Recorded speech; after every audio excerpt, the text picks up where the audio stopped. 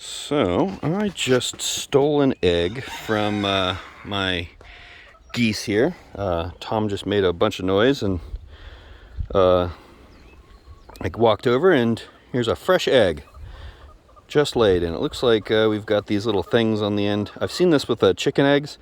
Just a little buildup of shell on the outside of the shell. It doesn't come off, and in my experience, you don't want to mess with it too much because it's actually kind of a weak spot in the egg underneath there. But as long as you leave them like that, that's okay. I don't know if that's going to make it a little more difficult to turn in the incubator. And of course, the original intention here was to... Hey, trying to make a video, you.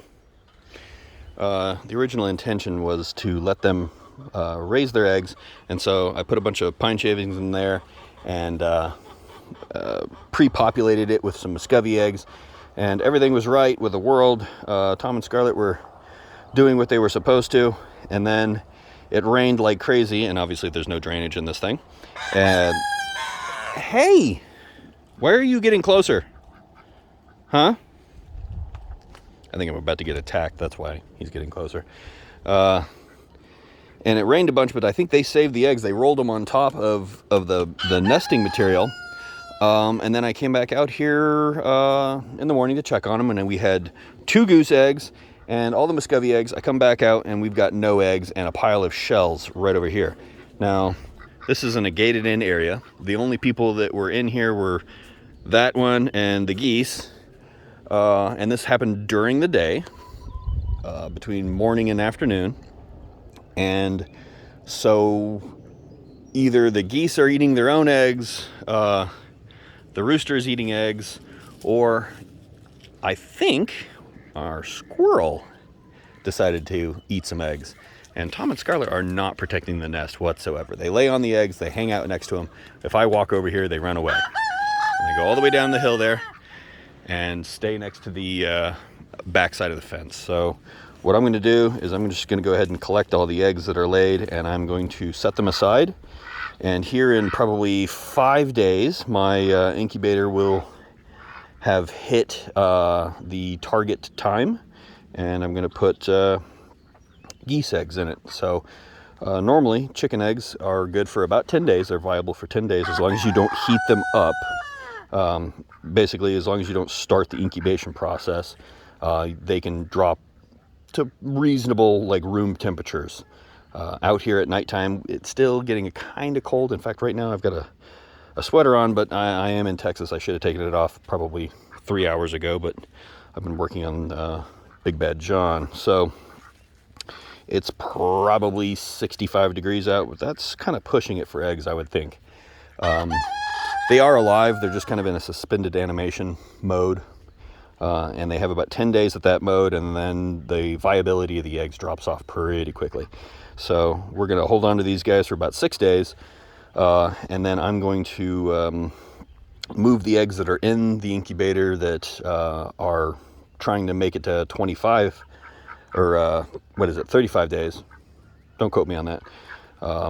And they're going to go sit underneath a heat plate or some dang thing.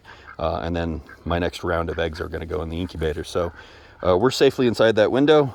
And so we're going to go ahead and kind of wash this guy off. Well, rinse him off, not wash him off. You don't want to use soap on these things. They've got an outer coating that is called the cuticle. And it's like a waxy surface. And in eggs you buy from the store in the United States, they steam wash them so that the outside is sterile. And so there is no cuticle. And they must be refrigerated. Eggs that you buy like in Europe or something, they do not do that. And the eggs do not have to be refrigerated. So it's just kind of an interesting thing. Neither one of those is wrong per se.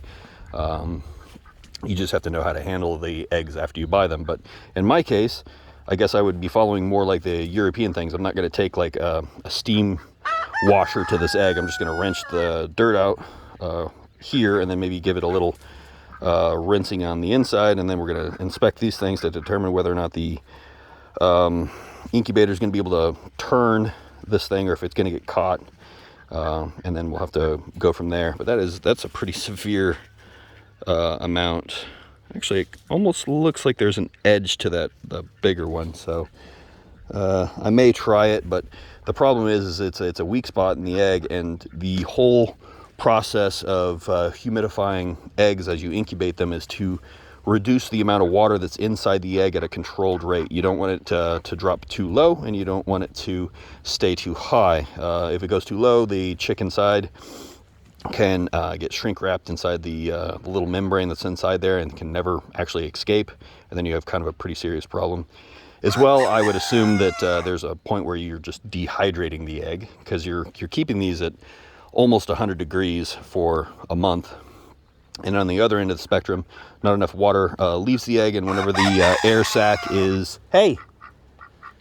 Can you just, like, go away? Go in.